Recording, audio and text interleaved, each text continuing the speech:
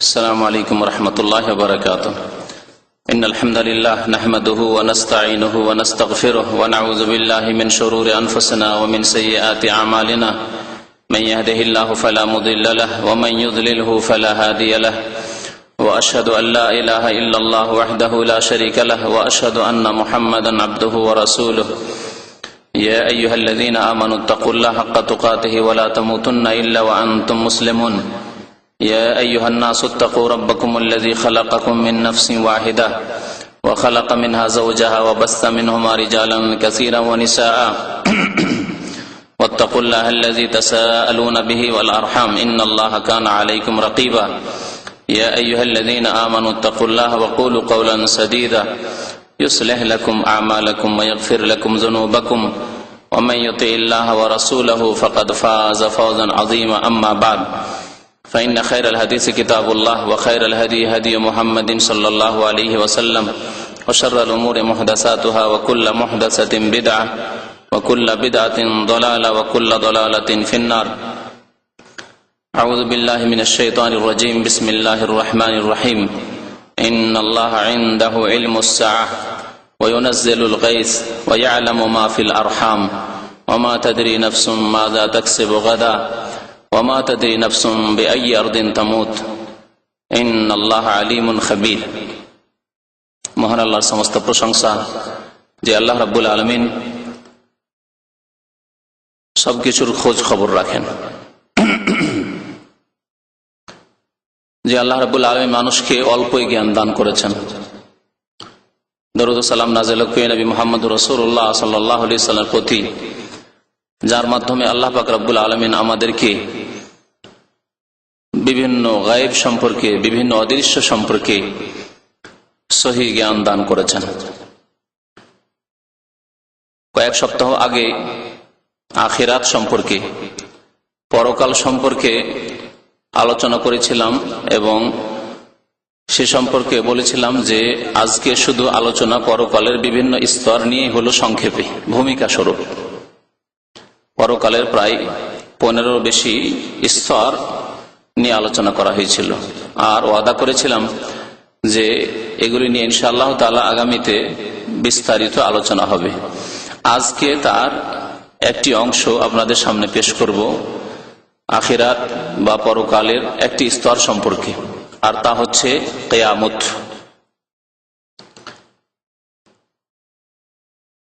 কিয়ামত কে আল্লাহ পাক রব্বুল আলামিন বিভিন্ন নামে উল্লেখ করেছেন কোরআনে কারীমে, বা কিয়ামতের দিবসকে। এই কিয়ামতের দিবসকে ইয়াউমুল কিয়ামা বলেছেন, আইয়ানা ইয়াউমুল কিয়ামা। কিয়ামতের দিন বা কিয়ামতের দিবস বলে আল্লাহ পাক রব্বুল আলামিন আখ্যায়িত করেছেন। এই দিনকে বা এই সময়কে, এই কালকে আল্লাহ পাক রব্বুল আস-সাআ বলে আখ্যায়িত করেছেন। ইন্নাল্লাহা ইনদাহু ইলমুস সাআহ। বহু আয়াতে, বহু হাদিসে আস-সাআ, সাআ মানে সময়, কাল, পৃথিবী ধ্বংস হওয়ার সময় এবং পৃথিবী ধ্বংস হয়ে যাওয়ার পরে আখিরাত কায়েম হওয়ার সময়, এই সময়কে আস-সাআ বলে আখ্যায়িত করেছেন আল্লাহ পাক রব্বুল আলামিন এবং তার রাসূল সাল্লাল্লাহু আলাইহি ওয়াসাল্লাম। এই কিয়ামত কখন হবে, কোন কালে হবে, এ সম্পর্কে আল্লাহ পাক রব্বুল আলামিন আমাদেরকে কোনো জ্ঞান দান করেননি। এই কিয়ামতের দিবস সম্পর্কে জ্ঞান আল্লাহ পাক রব্বুল আলামিন তার জন্য খাস করেছেন। এই জন্য 5টি বিষয় সম্পর্কে মহান আল্লাহ পাক রব্বুল আলামিন সূরা লুকমানের শেষ আয়াতে ইরশাদ করেছেন যে এগুলির ইলম, এগুলির জ্ঞান একমাত্র আল্লাহ পাক রব্বুল আলামিনের কাছে রয়েছে, আর কারো কাছে নেই। মহান আল্লাহ ইরশাদ করেছেন, ইন্নাল্লাহা ইনদাহু ইলমুস সাআহ। নিশ্চয় মহান আল্লাহর নিকট রয়েছে কিয়ামতের জ্ঞান, কিয়ামতের ইলম। কিয়ামত কখন হবে, কোন কালে হবে, কোন সালে হবে, কত বছর আর পৃথিবীর বয়স আছে, তারপরে পৃথিবী ধ্বংস হবে। তবে এই ঈমান আমাদের রয়েছে যে একদিন কিয়ামত হবে, এতে কোনো সন্দেহ নেই। যেমন দিনের পর রাত হয়েছে, এখন রাত শেষ হলে আবার দিন হবে, এর প্রতি আমাদের বিশ্বাস আছে, এতে সামান্য কোনো সন্দেহ সংশয় আমাদের নেই। সেই রকমই আমাদের ঈমান রয়েছে যে কিয়ামত একদিন হবে। মহান আল্লাহ বলছেন ইন্নাল্লাহ ইনদাহু ইলমুস সাআহ, নিশ্চয়ই আল্লাহর নিকট কিয়ামতের ইলম রয়েছে, কিয়ামতের জ্ঞান রয়েছে। মানে আল্লাহ ছাড়া আর কারো কাছে এই সম্পর্কে জ্ঞান নেই। এই পাঁচটি বিষয় সম্পর্কে মহান আল্লাহ পাক রব্বুল আলামিন আরো বলেছেন সূরা আনআমের আয়াত নম্বর 59 যে এগুলি হচ্ছে মাফাতিহুল গায়ব, এগুলি হচ্ছে মাফাতিহুল গায়ব, গায়বের চাবি। মিফতাহ জামা বা বহু বচন হচ্ছে মাফাতিহ, মিফতাহ মানে চাবি। মহান আল্লাহ ইরশাদ করেছেন ওয়াইনদাহু মাফাতিহুল গায়ব লা ইয়ালামুহা ইল্লা হু, একমাত্র মহান আল্লাহর নিকট মাফাতিহুল গায়ব, গায়বের চাবি কাঠি রয়েছে, গায়বের চাবি রয়েছে। লা ইয়ালামুহা, সেই সব মাফাতিহ সম্পর্কে, চাবিকাঠি সম্পর্কে তিনি ছাড়া আর কেউ জানে না, ইল্লাহু, তিনি ছাড়া আর কেউ জানে না। নবী করিম সাল্লাল্লাহু আলাইহি সাল্লাম এই আয়াতটিকে সামনে রাখেন সূরা আনআমের আর সূরা লুকমানের শেষ আয়াত। এই দুইটি আয়াতের সমন্বয় করলে ওই হাদিসটি বলা যেতে পারে। নবী করিম সাল্লাল্লাহু আলাইহি ওয়াসাল্লাম বলেছেন মাফাতিহুল গায়বে খামসা, গায়বের চাবিকাঠি হচ্ছে পাঁচটি। সুম্মা কারা হাযিল আয়াত, তারপরে নবী করিম সাল্লাল্লাহু আলাইহি ওয়াসাল্লাম এই আয়াত পাঠ করলেন ইন্নাল্লাহ ইনদাহু ইলমুস সাআহ, নিশ্চয়ই মহান আল্লাহর নিকট কিয়ামতের ইলম রয়েছে। এক, বাকিগুলিও তরজমা করে দিই যাতে আমাদের জানা থাকে যে পাঁচটি জিনিস কি। ওয়ায়ুনাজ্জিলুল গায়স, এবং বৃষ্টি কখন হবে তাও একমাত্র আল্লাহ জানেন। জি, যদিও বৃষ্টি হওয়ার সামান্য কিছুদিন পূর্বে তার কিছু পূর্বাভাস, যারা আবহাওয়া বিশেষজ্ঞ তারা তাদের বিশেষ বিদ্যা, যা আল্লাহর দেওয়া বিদ্যা, তা দিয়ে আনুমানিক কিছু কথা বললে তা হয়ে যায় ঠিক, কিন্তু দীর্ঘদিন পূর্বে বলতে পারবে, গোটা এক বছরের মৌসুম সম্পর্কে বলতে পারবে, হ্যাঁ আগামী 10 বছর 25 বছর 50 বছরের মৌসুম সম্পর্কে আর ইয়াকিনের সাথে, দৃঢ়তার সাথে বলতে পারবে না।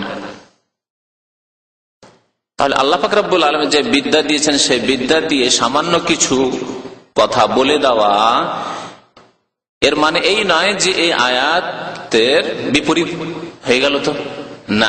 যেমন অনেক জাহেল মূর্খ অল্প বিদ্যাওয়ালা লোকেরা ভাবে যে কেমন কথা হইলো, আজকাল তো বলতে পারছে আবহাওয়া বিশেষজ্ঞরা যে আগামী এত তারিখে বৃষ্টি হবে, 2-3 দিন পরে বৃষ্টি হবে, ঝড় তুফান হবে ইত্যাদি। না, বলুক তো দেখি 1 বছর 2 বছরের খোঁজ খবর, কেউ বলতে পারবে না। ইন্নাল্লাহ ইনদাহু ইলমুস সাআহ ওয়া ইউনাজ্জিলুল গায়স, কখন বৃষ্টি, গায়স মাতার, বৃষ্টি কখন হবে আল্লাহ পাক রব্বুল আলামিন, কত পরিমাণ হবে, কোন এলাকায় হবে, কখন হবে, কোন দিনে হবে, কোন সালে হবে, কোন বছরে কম হবে, কোন বছরে বেশি হবে, আল্লাহ পাক রব্বুল আলামিন ভালো জানেন। ওয়া ইয়ালামু মা ফিল আরহাম, আর 3 নম্বর হচ্ছে আল্লাহ জানেন যে জরায়ুতে কি আছে, রেহেমে কি আছে, মায়ের পেটে কি আছে, সন্তান আছে, সন্ততি আছে, ছেলে আছে, মেয়ে আছে, তারপরে পূর্ণ ছেলে, ভালো সুন্দর ছেলে আছে না, খোড়া আছে, কানা আছে, অন্ধ আছে, জি, 1টি আছে না 10টি আছে, না নেই, বাঁঝা আছে। যদি কেউ বলে আজকাল তো আল্ট্রাসাউন্ড করে বলে দিচ্ছে, তো 5 মাস 6 মাসের বলে দিচ্ছে, এমনকি ছেলে না মেয়ে তাও বলে দিচ্ছে। এখন না বলছে যে বলুক তো একটা 5 বছর 4 বছরের মেয়ে সম্পর্কে বলুক তো দেখি যে এর জরায়ুতে 10টা ছেলে আছে, বলুক তো দেখি ঠিক করে, ঠিক করে কি অসম্ভব কথা। কিন্তু আল্লাহ পাক রব্বুল লাউহে মাহফুজে সমস্ত ইলম মওজুদ রয়েছে।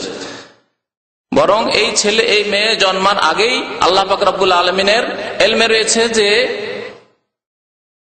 এ জন্ম নেবে এবং এর ওরসে বা এর পেটে, এই মেয়ের পেটে এতগুলি বাচ্চা জন্মাবে, ঠিক না? এমনকি আল্লাহ পাক রব্বুল আলামিন যদি এই ছেলে জন্ম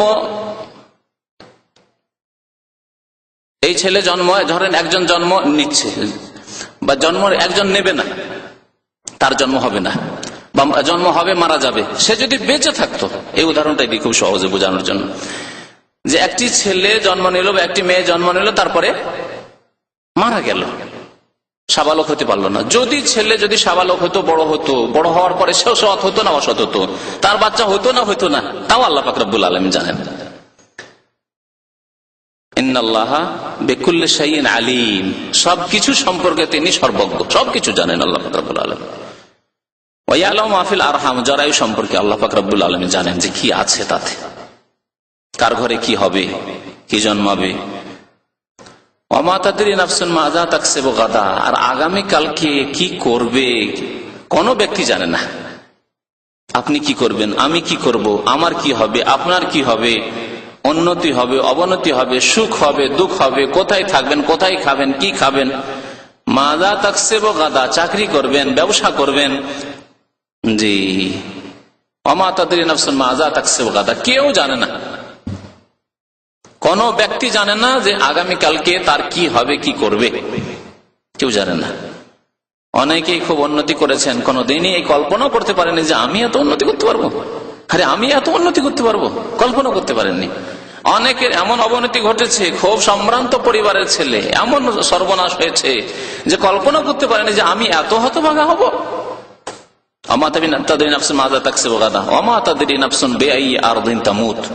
আর কোন ব্যক্তি জানেন না যে কোন দেশে গিয়ে কোন জমিনে তার মৃত্যু হবে, কল্পনা করতে পারেননি যে আমি জন্মিনাল কোথায়, জন্ম হলো কোথায়, কোথায় জীবন যাপন করলাম, কোথায় মানুষ হলাম, আর মরবো যে কোথায়, কোনো খবর নেই আপনার কাছে।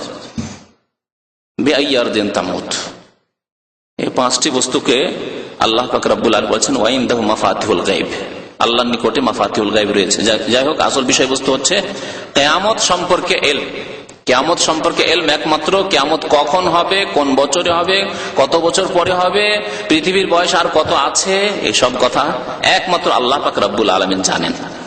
তবে কিয়ামতের কিছু পূর্বাভাস, লক্ষণ, নিদর্শন, আলামত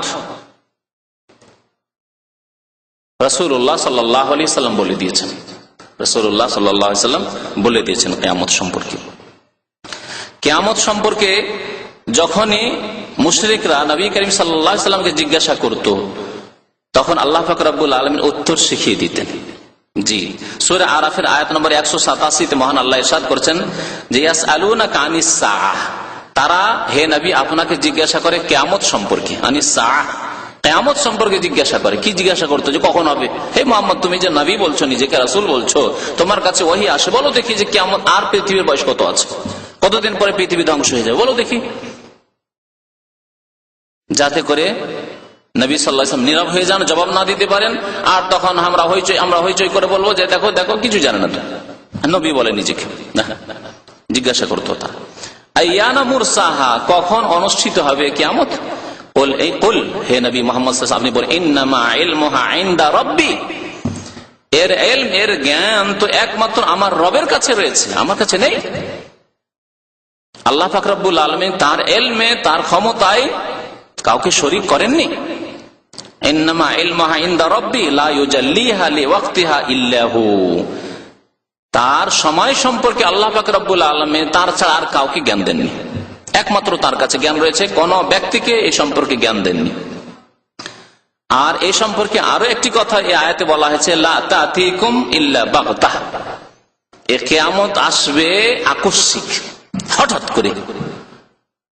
লা তাতিকুম, এ কিয়ামত আসবে হঠাৎ করে। তাহলে কিয়ামত আসবে, এরপর ঈমান আছে, আর কিয়ামত আসবে একবার হঠাৎ করে।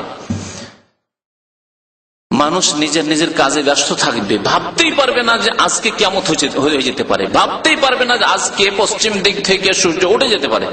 সকালবেলা যেমন ফজর পরে কাজকর্মে যারা ড্রাইভার গাড়ি নিয়ে বেরিয়ে গেছে, যারা চাষি চাষ করার জন্য বেরিয়ে গেছে, যারা ব্যবসায়ী হয়তো তাদের ব্যবসা বাণিজ্যে চলে গেছে, যারা সফরে যাবে, সফরে আজকে প্রোগ্রাম আছে সফরে যাওয়ার, বিদেশে যাওয়ার ইত্যাদি ইত্যাদি, তার জন্য বেরিয়ে গেছে। কেউ এয়ারপোর্টে গিয়ে বসে আছে, কেউ রেল স্টেশনে গিয়ে বসে আছে, কেউ বাস স্ট্যান্ডে গিয়ে বসে আছে। আল্লাহু আকবার, নিজের নিজের কাজে, আগামীকালকে এই করব সেই করব, কত লোকের সাথে অ্যাপয়েন্টমেন্ট দিয়ে রেখেছেন, কত লোকের কাছে অ্যাপয়েন্টমেন্ট নিয়ে রেখেছেন।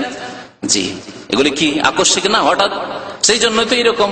আর না হইলে তো জানা আছে কালকে তো পৃথিবী ধ্বংস হয়ে যাবে, আর এসব করে লাভ কি। আরে চুপচাপ যা কর আল্লাহ বিল্লাহ আজকে করো, যা করার আজকে তো শেষ, আর সময় নেই। না, লা তাতিকুম ইল্লা বাগতাহ, এই কিয়ামত আসবে হঠাৎ করে, চমকে উঠবে। বাগতা মানে মানুষের কাছে হঠাৎ যদি কোনো কিছু হয় তো কি হয়, চমকে উঠে না। পেছন দিক থেকে কাউকে যদি হঠাৎ করে ভয় দেখানোর ইচ্ছা করেন, তাহলে চমকে উঠে, লাফ দিয়ে উঠে ভয়ে, হঠাৎ করে তার উপর এইরকম আওয়াজ করা হচ্ছে।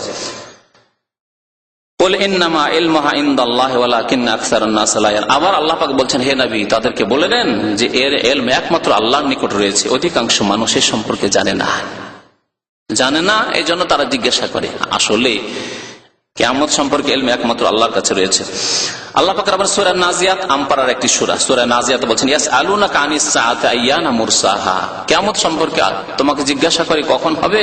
ফিমা আনতা মিন যিকরাহা, আল্লাহ বলছেন এর আলোচনার সাথে তোমার কি সম্পর্ক। অর্থাৎ দিন বলে দিবে, তারিখ বলে দিবে, মাস বলে দিবে, সাল বলে দিবে, এর আলোচনার সাথে তোমার কি সম্পর্ক, কোনো জ্ঞান নেই সম্পর্কে তোমার। ফিমা আনতা মিন যিকরাহা, এর মানে এই নয় যে সম্পর্কে আলোচনা করবে না, অবশ্যই মানুষের উপদেশের জন্য আলোচনা।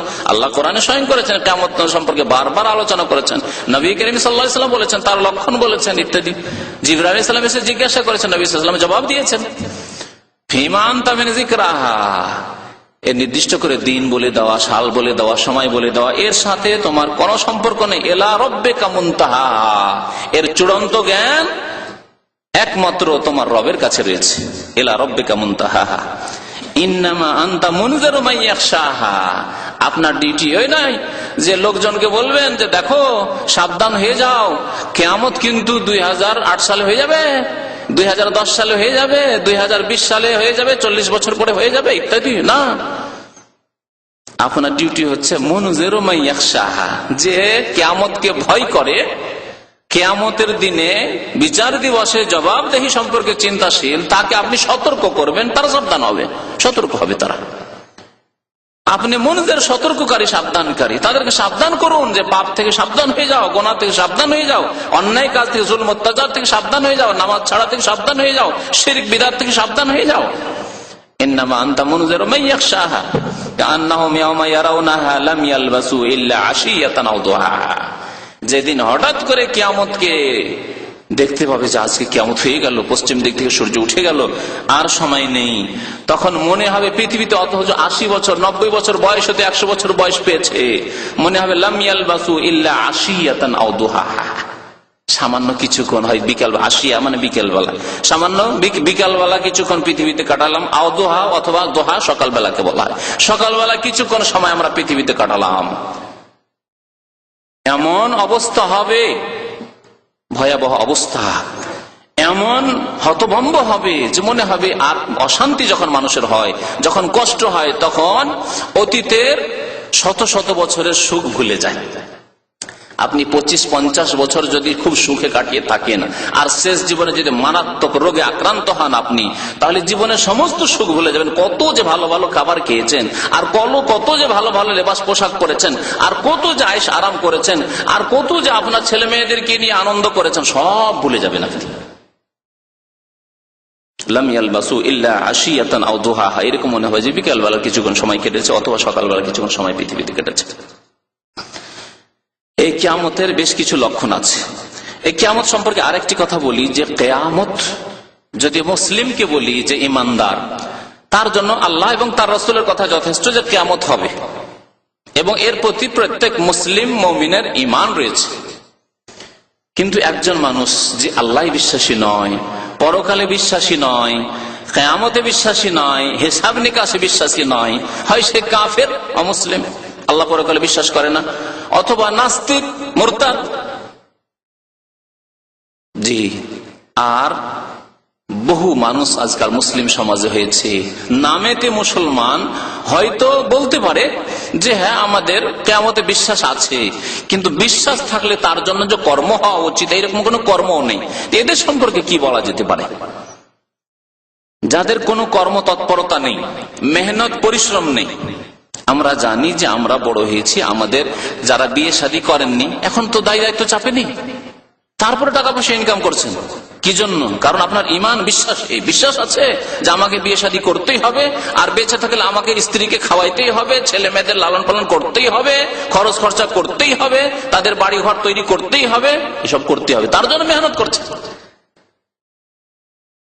অথচ আপনার বেঁচে থাকার কোন নিশ্চয়তা নেই, বেঁচে থাকার কোন নিশ্চয়তা নেই। আর কিয়ামতের নিশ্চয়তা আছে, জবাবদেহির নিশ্চয়তা আছে, হিসাব দিতে হবে, জবাব দিতে হবে, হাজির হইতে হবে আল্লাহ রাব্বুল আলামিনের দরবারে। তারপরেও নাই নামাজ, নামাজই নেই, আসল বিষয় নেই। জমা পড়া ঈদ পড়া মুসলমান, নেই পাপ থেকে বেঁচে থাকা, নেই আখিরাত বলে ভয়, নেই আখিরাত বলে জবাবদেহি বলে চিন্তা। তাহলে এদের সম্পর্কে কি বলা যেতে পারে? আল্লাহ পাক রব্বুল আলামিন কাফির যারা, অস্বীকারী যারা, যারা সন্দেহ সংশয় রয়েছে, যারা একেবারে অচেতন রয়েছে আখিরাত সম্পর্কে, তাদের সামনে কিছু যুক্তি পেশ করেছেন আল্লাহ পাক রব্বুল আলামিন। যুক্তি দিয়ে তাদেরকে কিয়ামত বুঝিয়েছেন। তিনটি যুক্তি আল্লাহ পাক রব্বুল সূরা ইয়াসিনে বর্ণনা করেছেন। খুব সহজ ভাবে আপনাদের মনে রাখার জন্য সূরা ইয়াসিনের শেষ আয়াতগুলি, শেষ দিকে যে আয়াতগুলি রয়েছে 78 নম্বর আয়াত থেকে শুরু করে সূরার শেষ পর্যন্ত, এই আয়াতগুলি তাফসীর পড়লে আল্লাহ পাক রব্বুল আলামিন সেখানে তিনটি যুক্তির কথা বলেছেন কিয়ামত হওয়া সম্পর্কে। কিয়ামত হওয়া মানে কিয়ামতের দিন আবার মানুষ ধ্বংস হয়ে যাওয়ার পরে পুনরুত্থান, মরে গিয়ে, সরে গিয়ে, পচে গিয়ে, হাড় হাড্ডি, এমনকি অনেকের হাড় হাড্ডি কিছুই নেই, তারপর আবার পুনরায় আল্লাহ পাক রব্বুল জীবন দান করবেন, হায়াত দান করবেন। এসব সম্পর্কে আল্লাহ পাক রব্বুল আকলি দলিল অর্থাৎ যুক্তি পেশ করেছেন। শরীয়তে ইসলামে দলিল দুই রকমের রয়েছে। এক হচ্ছে নাকলি দলিল অর্থাৎ কোরআনে কারীমের কথা, আর রাসূলুল্লাহ সাল্লাল্লাহু আলাইহি সাল্লামের কথা। আল্লাহ পাক যদি কোরআনে কারীমে বলে থাকেন, প্রত্যেক মুসলিম বিশ্বাস করে, জি, মুমিন, বিশ্বাসী, ইমানদার মুসলিম বিশ্বাস করে। রাসূলুল্লাহ সাল্লাল্লাহু আলাইহি ওয়াসাল্লাম যদি বলে থাকেন, হাদিস যদি সহিহ হয়, প্রত্যেক মুসলিম বিশ্বাস করে, যদি মুমিন হয়, ইমানদার হয়, বিশ্বাসী হয়। তাহলে এগুলি হচ্ছে কোরআন এবং হাদিসের দলিল। আর যুক্তি হচ্ছে যে মানুষকে যুক্তি দিয়ে বোঝানো। আল্লাহ পাক রব্বুল মাঝে মাঝে যুক্তি দিয়েও বুঝিয়েছেন কাফেরকে বোঝানোর জন্য। আর তিনটি যুক্তি অন্যান্য সূরায় বর্ণনা করে, 6টি যুক্তি আল্লাহ পাক রব্বুল কোরআনে কারীমে বর্ণনা করেছেন কিয়ামত হওয়া সম্পর্কে। এই যুক্তিগুলি সম্পর্কে সংক্ষেপে বলি, যদিও কথা খুব বেশি বলার প্রয়োজন, কিন্তু যত সংক্ষেপে আমি পারি আপনাদের সামনে পেশ করছি। প্রথম যুক্তি আল্লাহ পাক রব্বুল আলামিন উল্লেখ করেছেন যে আমি তোমাদেরকে প্রথমবার সৃষ্টি করেছি। প্রথমবার কে সৃষ্টি করেছেন? আল্লাহ পাক রব্বুল সৃষ্টি করেছেন। আকাশ জমিন সৃষ্টি করেছেন, মানুষকে সৃষ্টি করেছেন, জীব জন্তু পাখি সারা পৃথিবী সবকিছু আল্লাহ পাক রব্বুল আলামিন সৃষ্টি করেছেন। তিনি খালেক। যে আল্লাহ প্রথমবার সৃষ্টি করেছেন তিনি দ্বিতীয়বার সৃষ্টি করতে পারবেন না? পারবেন না। প্রথমবার সৃষ্টি করা বেশি মুশকিল না দ্বিতীয়বার সৃষ্টি করা বেশি মুশকিল? প্রথম যে কোনো জিনিস, যান্ত্রিক সভ্যতার যুগে আছেন, প্রথম যেখানে মোবাইল তৈরি হয়েছে, টিভি তৈরি হয়েছে, রেডিও তৈরি হয়েছে, যে কোনো জিনিস তৈরি হয়েছে, যন্ত্র তৈরি হয়েছে, প্রথম তৈরি যে করেছে তার ব্রেনের প্রশংসা। আর যারা নকল করে করে দেখে দেখে তৈরি করেছে তাদের এমন কোন প্রশংসা, ঠিক না?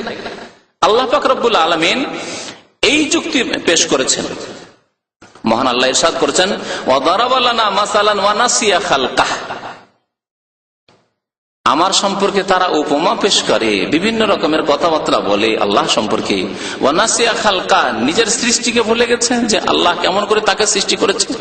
বীর্য থেকে সৃষ্টি হয়েছে, তারপরে কত দুর্বল অসহায় ছিল, ধীরে ধীরে শক্তিশালী হল, আর ভুলে গেল, সব ভুলে গেল। ওয়া নাসিয়া খালকা, আর বলে উঠে কালা মাইয়ুহিল ইযামা ওয়া হিয়া রামীম, তুমি তো কিছুই ছিলে না। হাল আতা আলাল ইনসান হিনুম মিনাদ দাহর লাম ইয়াকুন শাইয়্যান মাযকুরা। তুমি বলো যে তুমি তোমার বয়স 40 বছর 41 বছর আগে কোথায় ছিলে, কি ছিলে? তুমি না ছিলে, তোমাকে আল্লাহ পাকে হ্যাঁ নিয়ে আসলেন। লাম ইয়াকুন শাইয়্যান মাযকুরা, কিছুই ছিলে না তুমি। তো আল্লাহ পাক বলছেন ওয়া নাসিয়া খালকা কালা মাইয়ুহিল ইযাম, আর ভুলে গিয়ে নিজের সৃষ্টির এই সব রহস্যকে ভুলে গিয়ে, সৃষ্টির অবস্থাকে ভুলে গিয়ে সে বলতে লাগে কি, মাইয়ুহিল ইযামা ওয়া হিয়া রামীম, হাড় হাড্ডি গুলি পচে সড়ে সব শেষ হয়ে গেছে, তারপরে আবার কে আবার এই হাড় হাড্ডিতে জীবন দান করবে? কে জীবন দান করবে? অর্থাৎ কিয়ামত হবে না, আবার পুনরায় আমাদেরকে উঠানো হবে না, হিসাব নিকাশ হবে না, উঠানো হবে না, জীবিত করা হবে না, তো হিসাব নিকাশ হবে না। কাফের অস্বীকার করে, নাস্তিক অস্বীকার করে, যে পরকালে বিশ্বাসী নয় সে অস্বীকার করে। আল্লাহ পাক বলছেন, হে নবী আপনি বলে দেন, কুল, হে নবী বলেন, ইউহয়িহাল্লাযী আনশাহা আউয়ালা মাররা, সেই আল্লাহ, সেই সত্তাই তো সৃষ্টি করবেন আবার, বা জীবন দান করবেন আবার।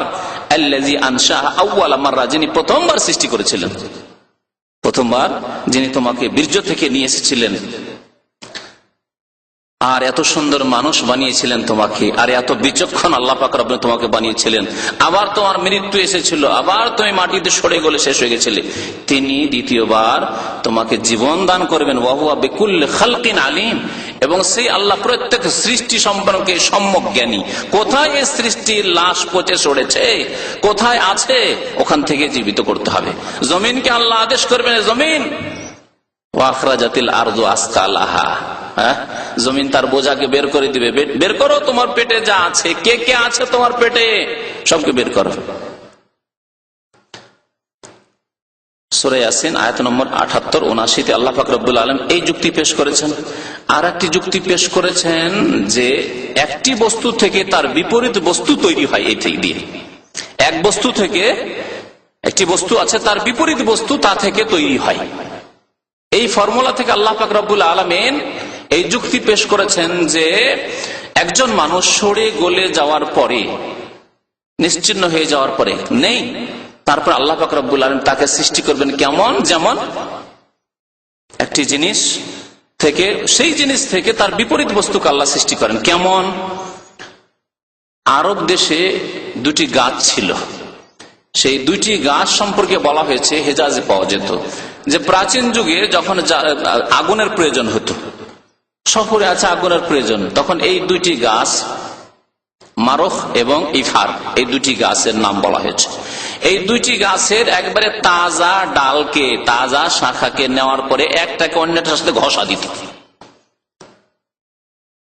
তাজা হয়ে আছে, আর আগুন, আগুন তো শুকনা বস্তু থেকে বেরোয়, কাঁচা বস্তু থেকে আগুন বেরোয়, তাহলে কাঁচা বস্তু আগুনের বিপরীত,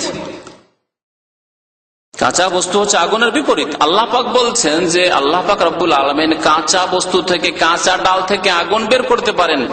যে আল্লাহ কাঁচা ডাল থেকে আগুন বের করতে পারেন, সে আল্লাহ পাক রব্বুল আলামিন মানুষ ধ্বংস হয়ে যাওয়ার পরে, মরে যাওয়ার পরে, পৃথিবী সব শুকিয়ে যাওয়ার পরে আবার আল্লাহ পাক রব্বুল আলামিন জীবন দান করতে পারেন। কিয়ামত কায়েম হবে এভাবে। মহান আল্লাহ ইরশাদ করেছেন, আল্লাযী জাআলা লাকুম মিনাশ শাজারিল আখদারি নারান ফাইযা আনতুম মিনহু তুকিদুন, সেই সত্তার কথা স্মরণ করো যিনি সবুজ গাছ থেকে, অর্থাৎ তাজা কাঁচা গাছ, আর শাজারুল আখদার আল্লাহ বলেছেন তরতাজা গাছ যাতে রস রয়েছে, সেই গাছ থেকে আগুন বের করেন। গাছের ডালে, এক ডালকে অন্য ডালের সাথে যখন ঘষা দাও তখন আগুন বের হয়। কাঁচা ডাল, শুকনো ডাল নয়। যে ওই জঙ্গলের কথা ছোটকালে পড়েছিলাম, যে জঙ্গলে এত বেশি গাছ থাকে, তখন এক শুকনো ডাল আর এক শুকনো ডালের সাথে যখন ঘষা লাগে তখন আগুন লেগে যেত জঙ্গলে, ওই কথা নয়। কাঁচা গাছের কথা আল্লাহ পাক রব্বুল বলেছেন, যে আল্লাহ পাক কাঁচা গাছের ডাল থেকে আগুন বের করতে পারেন, সেই আল্লাহ পাক মানুষের মরে যাওয়ার পরে আবার জীবিত করতে পারেন। আয়াত নম্বর 80 সূরা ইয়াসিন আল্লাহ পাক দ্বিতীয় যুক্তি পেশ করেছেন। আয়াত নম্বর 81 আরেকটি যুক্তি আল্লাহ পাক পেশ করেছেন, বলছেন যে আল্লাহ বড় জিনিস সৃষ্টি করতে পারেন, তিনি ছোট জিনিস সৃষ্টি করতে পারেন না? আপনি যদি বড় বড় কাজ করতে পারেন তো ছোট কাজ করতে পারেন না? অবশ্যই করতে পারেন। আপনি একজন মাখলুক, সৃষ্টি, দুর্বল হয়ে যদি বড় কাজ করতে বলে, ছোট কাজ করা সম্পর্কে কেউ জিজ্ঞাসাই করবে না। এত বড় বড় যখন কাজ করতে পারে তখন সামান্য কাজটা করতে তার জন্য অসুবিধা, কোনো অসুবিধা নেই। আল্লাহ পাক রব্বুল আলামিন এই যুক্তি পেশ করেছেন, বলছেন আওয়ালাইসাল্লাযী খালাকাস সামাওয়াতি ওয়াল আরদা বিকাদিরিন আলা আন ইয়াখলুকা মিসলাহুম, সে আল্লাহ যিনি আকাশ সমূহ সৃষ্টি করেছেন, জমিন সৃষ্টি করেছেন, তিনি কি তোমাদের মতো ক্ষুদ্র মানুষকে সৃষ্টি করতে পারবেন না? 7 আসমান সৃষ্টি করলেন, এত পর্বতমালা সৃষ্টি করলেন, এই জমিন সৃষ্টি করলেন, সবকিছু সৃষ্টি করলেন, সমুদ্র সৃষ্টি করলেন, তিনি ক্ষুদ্র মানুষকে, 3.5 হাতের মানুষকে সৃষ্টি করতে পারবেন না? জি, আল্লাহ পাক এই কথাটি আরো বিভিন্ন আয়াতের সাথে লা খালকুস সামাওয়াতি ওয়াল আরদি আকবারু মিন খালকিন নাস, আল্লাহ বলছেন আকাশ এবং জমিন সৃষ্টি করা মানুষের সৃষ্টির চাইতে অনেক ভারী কাজ, অনেক মুশকিল কাজ। মানে মানুষের দিকে লক্ষ্য করে মুশকিল কাজ, আল্লাহর জন্য কোনো মুশকিল কাজ নাই। আল্লাহ যখন আকাশ জমিন সৃষ্টি করেছে, বিশাল আকাশ বিশাল জমিন, তো আল্লাহর জন্য মানুষকে পুনরায় সৃষ্টি করা এমন কোন মুশকিল নাই। তো এই সব যুক্তিগুলি আল্লাহ পাক রব্বুল আলামিন পেশ করেছেন সূরা ইয়াসিনে। চতুর্থ যুক্তি আল্লাহ পাক পেশ করেছেন যে জমিন যখন বৃষ্টি হয় না দীর্ঘদিন, অনাবৃষ্টি যখন থাকে, তখন একেবারে শুকিয়ে হাড় হয়ে যায়, আর তাতে একটি গাছও জন্মাতে চায় না, একটি ঘাসও জন্মাতে চায় না। তারপরে হঠাৎ করে যখন বৃষ্টিপাত হয়, বৃষ্টিপাত হওয়ার পরে জমিনের অবস্থা কেমন হয়? হ্যাঁ, জমিনের পেটে যত বীজ আছে সব গজে ওঠে, আর 2-4-10 দিনের মধ্যে দেখা যায় যে দেশ সবুজ হয়ে গেছে, শুকনো জমিন সব সবুজ হয়ে গেছে লতা পাতায়। তো আল্লাহ পাক রব্বুল আলামিন বলছেন যে আল্লাহ পাক শুকনো জমিনকে, শুকনো পৃথিবীকে বৃষ্টি বর্ষণ করে আবার পুনরায় জীবন দান করতে পারে, সে আল্লাহ তোমাদেরকে কি মাটি থেকে আবার পুনরায় জীবন দান করতে পারেন না? তোমাদেরকে জিন্দা করে আবার কিয়ামত হবে না? অবশ্যই হবে। তাই মহান আল্লাহ ইরশাদ করেছেন, ওয়ামিন আয়াতিহি আন্নাকা তারাল আরদা খাশিয়া। আল্লাহর একটি নিদর্শন হচ্ছে, আল্লাহ সম্পর্কে আল্লাহর প্রতি ঈমান নিয়ে আসার জন্য একটি দলিল প্রমাণ হচ্ছে যে আন্নাকা তারাল আরদা খাশিয়া, তুমি জমিনকে দেখবে শুষ্ক, শুকিয়ে গেছে জমিন, এত শুকিয়ে যায় যে আপনি পড়ে গেলে আপনারই জীবন নিয়ে টানাটানি হয়ে যাবে এঁটেল মাটিতে। ফায়দা আনজালনা আলাইহাল মা, তারপরে যখন আমি তার উপর বৃষ্টি বর্ষণ করি, আল্লাহ পাক যখন বৃষ্টি বর্ষণ করেন, ইহতাজ্জাত, জমিন তখন আন্দোলিত হয়ে উঠে, জমিন নড়াচড়া শুরু করে, তখন ইহতাজ্জাত, জমিন লাফ দিয়ে উঠে, ইহতাজ্জাত, জমিন হরকতে চলে আসে, ওয়া রাবাত, এবং জমিন ফুলে উঠে, জমিন ফুলে উঠে, জমিনের পেটে যা আছে ধীরে ধীরে গজিয়ে উঠতে লাগে। ইন্নাল্লাযী আহইয়াহা লামুহয়িল মাউতা, তারপরে আল্লাহ বলছেন যে আল্লাহ এই মৃত জমিনকে, এই জমিনকে আল্লাহ মৃত জমিন বলেছেন, এই মৃত জমিনকে যে আল্লাহ জীবন দান করলেন, আর ফসল শুরু হলো, শস্য শ্যামল দেখতে পাচ্ছেন আপনি, ফসল ভরা জমিন দেখতে পাচ্ছেন আপনি, সে আল্লাহ পাক রব্বুল আলামিন মুহয়িল মাউতা, মৃতদেরকে এইভাবে মাটি থেকে উদ্গত করবেন, জীবিত করবেন। ইন্নাহু আলা কুল্লি শাইইন কাদির, আল্লাহ সর্বশক্তিমান। 5 নম্বরের দলিল আল্লাহ পাক রব্বুল আলামিন পেশ করেছেন নিদ্রা এবং জাগরণ দিয়ে। হে মানুষ, তোমার তো নিদ্রা আসে, আর নিদ্রা আসার পরে আবার জেগে উঠো, এতে থেকে শিক্ষা নয়, এই যুক্তি আল্লাহ পেশ করেছেন যে আল্লাহ পাক রব্বুল আলামিন তোমাকে নিদ্রা দিলেন, আর নিদ্রার পরে আবার তোমাকে আল্লাহ পাক রব্বুল আলামিন জাগিয়ে তুললেন, সেই আল্লাহ তোমাকে মৃত্যু দান করে মৃত্যুর পরে আবার জাগিয়ে দেবেন, এই জাগো, এখন তোমার হিসাব নিকাশ হবে। মহান আল্লাহ ইরশাদ করেছেন এই ক্ষেত্রে সূরা আনামের আয়াত নম্বর 60-এ, যে ওয়াহুয়াল্লাযী ইয়াতাওয়াফাকুম বিল-লাইলি, আল্লাহ সেই সত্তার নাম যিনি রাত্রে মৃত্যু দান করে থাকেন। এখানে বলা হয়েছে ঘুমকে, নিদ্রাকে মৃত্যু, ওয়াফাত বলা হয়েছে। আল্লাহু ইয়াতাওয়াফাল আনফুসা হিনা মাউতিহা ওয়াল্লাতী লাম তামুত ফি মানামিহা, যাদের মৃত্যুর সময় আসেনি, একবারে ফায়সালা শেষ মৃত্যু, তাদেরকে আল্লাহ পাক রব্বুল নিদ্রায় ফি মানামিহা, নিদ্রায় মৃত্যু দান করে থাকেন। এইজন্য আন-নাওম আখুল মউত, নিদ্রা হচ্ছে বড় মৃত্যুর ভাই। আগের আয়াতটি রয়েছে সূরা হামিম সাজদার আয়াত নম্বর 39।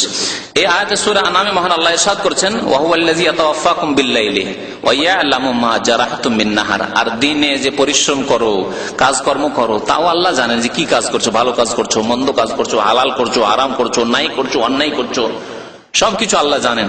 সুম্মা ইয়াবআসুকুম ফীহি, অতঃপর আল্লাহ তোমাদেরকে আবার জাগিয়ে থাকেন, ঘুমিয়ে গিয়েছিলেন তারপরে আল্লাহ জাগিয়ে থাকেন। লিইয়ুকযা আজালুম মুসাম্মা, নিদ্রা তো চলে এসেছিল, ওই অবস্থায় থাকলেন না, আবার সকাল হলো বা ঘুম ভেঙে গেল, উঠে গেলেন নিজের কাজকর্মের জন্য।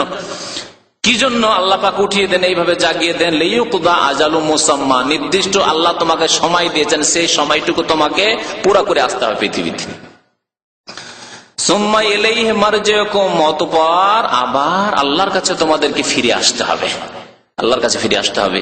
এখানে উদ্দেশ্য হচ্ছে যে যেমন নিদ্রার পরে আবার জেগে উঠলে, ওই রকমই মৃত্যুর পরে আল্লাহ পাক আবার জাগিয়ে তুলবেন, আর কিয়ামত হবে। এই যুক্তি আল্লাহ পাক রব্বুল পেশ করেছেন। সুম্মা ইউনাব্বিউকুম বিমা কুনতুম তা'মালুন, পৃথিবীতে যে আমল করেছো সে সম্পর্কে আল্লাহ তখন তোমাদেরকে জানাবেন যে এইগুলি করেছো, এই কাজ করেছো, এই কর্ম করেছো, এই ভালো করেছো, এই মন্দ করেছো, কি জন্য করেছো, জবাব দিতে হবে সেই দিন। 6 নম্বরের যুক্তি হচ্ছে যে আল্লাহ পাক রব্বুল আলামিনের হিকমত এবং আল্লাহর ন্যায় বিচারের দাবি হচ্ছে যে মানুষ মরে যাওয়ার পরে পুনরুত্থান হোক, আর সেখানে সবার বিচার হোক একসাথে। যেই ব্যক্তি সৎকর্ম করেছে, ভালো কাজ করেছে, সে উত্তম প্রতিদান পাওয়ার হকদার, তার অধিকার রাখে। আর যে অসৎ কাজ করেছে, আল্লাহকে অস্বীকার করেছে, অন্যায় কাজ করেছে, জুলম অত্যাচার করেছে, বেনামাজি হয়ে জীবনযাপন করেছে, আল্লাহর সাথে সম্পর্কহীন ভাবে জীবনযাপন করেছে, তাদের উচিত শাস্তি হওয়া উচিত। এক মানুষ অন্য মানুষের জুলুম অত্যাচার করেছে, শোষণ করেছে, খুন করেছে, ব্যভিচার করেছে, ইত্যাদি ইত্যাদি, তাদের বিচার হওয়া উচিত। আর এই বিচারের জন্য আল্লাহ পাক রব্বুল আলামিন কিয়ামতের মাঠ তৈরি করেছেন, হাসরের দিবস তৈরি করেছেন, সেই দিনে সবার বিচার হবে। তাই আল্লাহ পাক সূরা মুমিনুনের আয়াত নম্বর 115 তে ইরশাদ করেছেন, আফা হাসিবতুম আন্নামা খালাকনাকুম আবাসা, তোমরা কি চিন্তা করেছো যে আল্লাহ তোমাদেরকে অনর্থক সৃষ্টি করেছেন? আফা হাসিবতুম, তোমরা কি এই মনে করেছিলে? আল্লাহ কাল কিয়ামতে বলবেন বান্দাকে, মানুষকে, যারা অস্বীকার করেছিল আখিরাতকে, কিয়ামতকে অস্বীকার করেছিল, বিচার হিসাব নিকাশকে, জবাবদেহিকে অস্বীকার করেছিল, যা করার করো, এই তো কদিনের দুনিয়া, এইরকম যাদের মনোভাব ছিল, আফা হাসিবতুম, তোমরা কি এইরকমই চিন্তা করেছিলে, ধারণা করেছিলে, আন্নামা খালাকনাকুম আবাসা, তোমাদেরকে আমি উদ্দেশ্যবিহীন এমনি সৃষ্টি করে দিয়েছি, বাস খাও দাও চলে এসো মরে শেষ, আর কিছু হবে না। ওয়ান্নাকুম ইলাইনা লা তুরজাউন, আর তোমাদেরকে আমার কাছে ফিরিয়ে নিয়ে আসা হবে না, তোমরা আমার কাছে প্রত্যাবর্তিত হবে না, ছেড়ে দেওয়া হবে, খেয়ে দিয়ে মরে যাবে, বাস। জুলুম অত্যাচার করে মরে গেলে, কেউ মজলুম হয়ে বেচারা সারা জীবন জুলুম সহে সহে মরে গেল, বরদাস্ত করে এইভাবেই মরে গেল, সে নিজের ন্যায্য হক পেল না। এক ব্যক্তি খুন হলো, খুন হয়ে মরে গেল, কোনো কিছুই তার পেল না। এক ব্যক্তি খুন করে শত শত খুন করলো, খুন করে মরে গেল, জুলুম অত্যাচার করে, তার কোনোই বিচার হলো না। এক ব্যক্তি বেঈমানি করে মরে গেল, তার কোনোই বিচার হলো না। এক ব্যক্তি আল্লাহ পাকের ইবাদত বন্দেগী করে মরল, সে তার উত্তম প্রতিদান পাবে না। এক ব্যক্তি আল্লাহর সাথে কুফরি করলো, ইবাদত বন্দেগী নামাজ পড়লো, তার কোনোই বিচার হবে না। আফা হাসিবতুম আন্নামা খালাকনাকুম আবাসা, তোমাদেরকে অনর্থক আমি সৃষ্টি করেছি, ওয়া আন্নাকুম ইলাইনা লা তুরজাউন, আর তোমাদেরকে আমার কাছে কি ফেরানো হবে না? অবশ্যই ফিরে আসতে হবে। বলছিলাম যে কিয়ামত হঠাৎ করে আসবে, কিন্তু কিয়ামতের কিছু লক্ষণ রয়েছে। কিয়ামতের লক্ষণ সম্পর্কে বেশ কিছুদিন আগে দীর্ঘ আলোচনা করা হয়েছে। কিয়ামতের বড় লক্ষণ এক এক দিনে এক একটি করে আলোচনা করা হয়েছে, আর এ সম্পর্কে ক্যাসেট পাবেন আমাদের এখানে যদি অতিরিক্ত জানতে চান তাহলে। আর কিয়ামতের কিছু ছোট লক্ষণ রয়েছে, ছোট লক্ষণ রয়েছে, বড় লক্ষণ রয়েছে। বড় লক্ষণগুলির কোন একটি এখন পর্যন্ত আসেনি, আর যখন আসতে লাগবে খুব তাড়াতাড়ি দ্রুত বেগে আসতে লাগবে। নবী করিম সাল্লাল্লাহু আলাইহি ওয়াসাল্লামের একটি হাদিসে বলা হয়েছে যে ওগুলি কেমন, যেমন তসবির দানা, তো দেখছেন, কারণ আমাদের দেশে আবার এই তসবি করে, সেই জন্য মালার দানা বলি। হ্যাঁ, ওই তসবির দানা না বলে মালার দানা বলেই ভালো, কারণ এইভাবে তসবি করা সুন্নত সম্মত নাই। নবী করিম সাল্লাল্লাহু আলাইহি ওয়াসাল্লাম বলছেন তসবি করেন হাতে, আর এই হাতের যে আঙ্গুল রয়েছে এই আঙ্গুলগুলি কাল কিয়ামতে সাক্ষী দিবে যে এই বান্দা আব্দুল্লাহ এই তসবিহ করেছে, সুবহানাল্লাহ বলেছে, আলহামদুলিল্লাহ বলেছে, আল্লাহকে বলেছে। সুতরাং এটি হচ্ছে সুন্নত। তো এই যে মালার দানা রয়েছে, এই দানাগুলি যদি সেই সুতা ছিঁড়ে যায়, সুতা ছিঁড়ে গেলে আর ধরে থাকেন যদি, কতক্ষণ লাগবে দানাগুলি পড়তে? সেকেন্ডের মধ্যে সব পড়ে শেষ হয়ে যাবে। ওই রকমই কিয়ামতের বড় লক্ষণগুলি যখন একটি আসবে পর পর দ্রুত বেগে, বাকি লক্ষণগুলি তাড়াতাড়ি চলে আসবে, শেষ হয়ে যাবে তাড়াতাড়ি, আর কিয়ামত কায়েম হয়ে যাবে।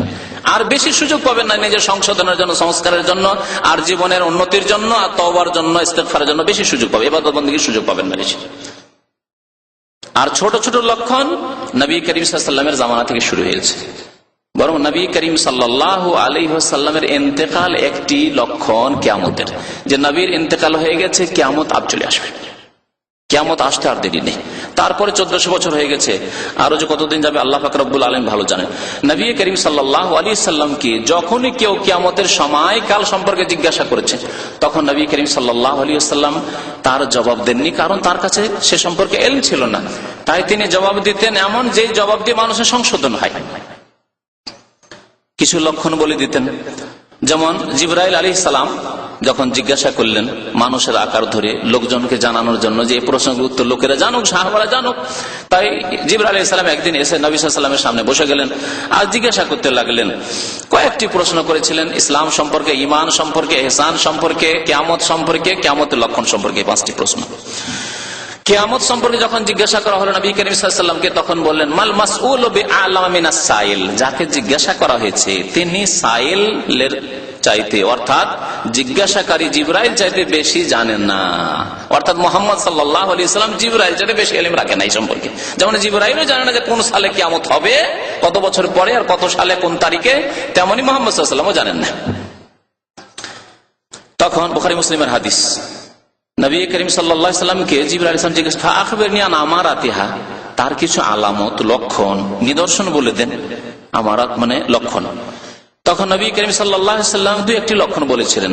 তার মধ্যে একটি বলেছেন আনতালেদাল আমাতু রাব্বাতাহা। প্রথম লক্ষণ বলেছিলেন যে দাসী তার মনিবকে জন্ম দেবে। দাসী তার মনিবকে জন্ম দেবে। দাসী মনিবকে জন্ম দেবে, এর অর্থ কি? আজকাল যুবকরা যেমন মায়ের সাথে আচরণ করে দাসীর মতো, বিয়ে করে নিয়ে এসছে, বউকে সাজিয়ে রেখেছে, বসে থাক, মা রান্না করছে, নিয়ে দিয়ে যাবে এখানে খাবার। বাড়াবাড়ি করে বলছি না, বড় বড় টাউন বাজারে, গ্রামে হয়তো সামান্য একটু কম আছে এই আলামত আসতে, কিন্তু টাউন বাজার এই অবস্থা। বুড়ি মা রান্না করছে, রান্না করে নতুন বউ আর ছেলে আছে ঘরে ঢুকে আছে, ওদের খাবার পৌঁছে আসে, খাবার দিয়ে আসতে হবে। সে নিজেই দিয়ে আসুক আর কাজের মেয়ে দিয়ে আসুক, কিন্তু রান্না করছে বুড়ি মা আর তার বউ স্ত্রী বসে আছে। যুবকের তাহলে দাসী না, আনতালেদাল আমাতু রাব্বাতাহা, আপনাকে জন্ম দিয়েছিল পেট থেকে মা, এই জন্যই যে আপনাকে খাবার তৈরি করে দেবে, আপনার বিবিকে খাবার তৈরি করে দেবে। এটি কিয়ামতের লক্ষণ। One তারাল হুফাতাল উরাত Riyasha ইয়াতাতাওয়ালুনা feel বুনিয়ান। আর একটি লক্ষণ বলেছিলেন যে কিছু লোকেরা যাদের ঘরে পয়সা ছিল না, পয়সার অভাবে, অর্থের অভাবে তারা খালি পায়ে চলতো, পায়ে স্যান্ডেল পর্যন্ত ছিল না তাদের কিছুদিন আগে,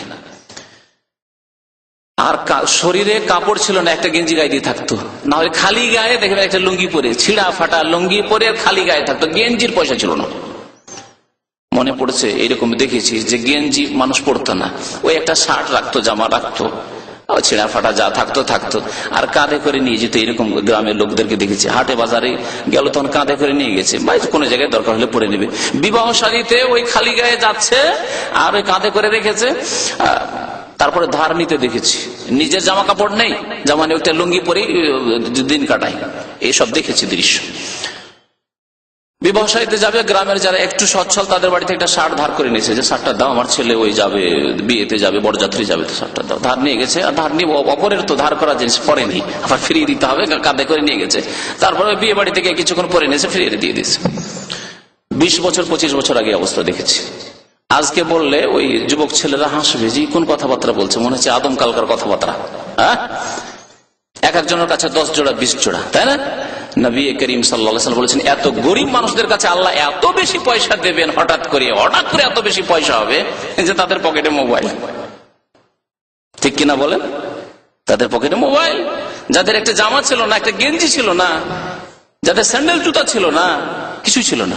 ওয়ান তারাল হুফাতা আল উরাতা, হফা মানে খালি পায়ে থাকা, স্যান্ডেল জুতাবিহীন মানুষ, আর ওরাত মানে উলঙ্গ মানুষ, কাপড়ের ব্যবস্থা ছিল না। রেয়াশা, আর কি করতো? বকরি ছাগল চড়াতো, রাখাল।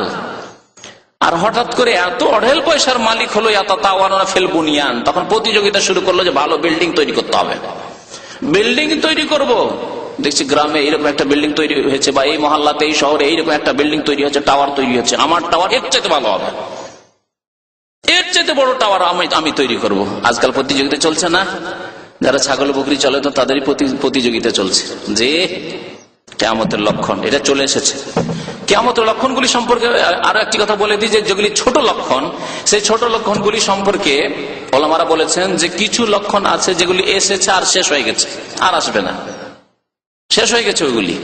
আর কিয়ামতের ছোট লক্ষণ কিছু আছে যেগুলি বর্তমান বিদ্যমান, এখন দেখতে পাচ্ছেন চোখের সামনে, কোরআন হাদিস পড়েন আর বাস্তবে দেখেন, ওই সব কিয়ামতের লক্ষণ আছে। আর কিয়ামতের কিছু ছোট লক্ষণ আছে যেগুলি এখনো দেখতে পাননি, হবে, আসবে। আর এই যেটুকু সময় আছে কিয়ামত আসার পূর্বে তাতে। আর বড় লক্ষণ সম্পর্কে বললাম যে যেগুলি এখনো আসেনি।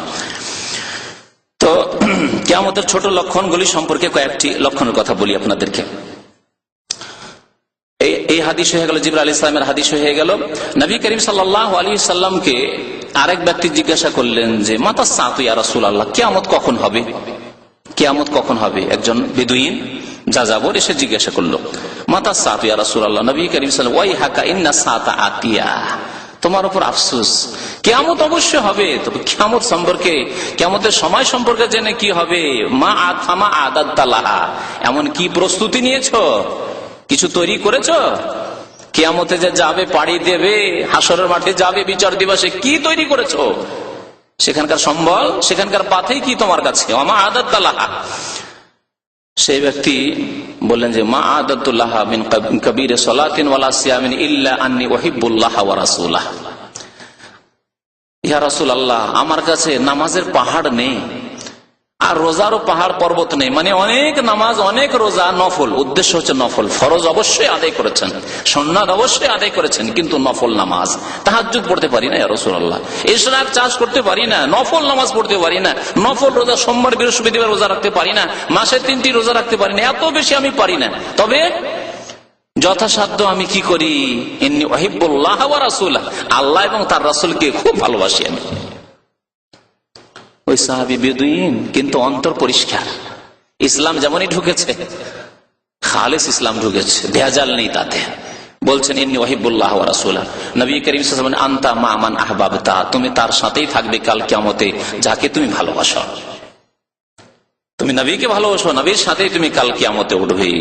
এই ফজিলত রয়েছে। সুতরাং আল্লাহ এবং রসুলকে ভালোবাসতে হবে এবং ভালোবাসার প্রমাণ দিতে হবে অন্তর থেকে, কথার দ্বারা, কাজের দ্বারা।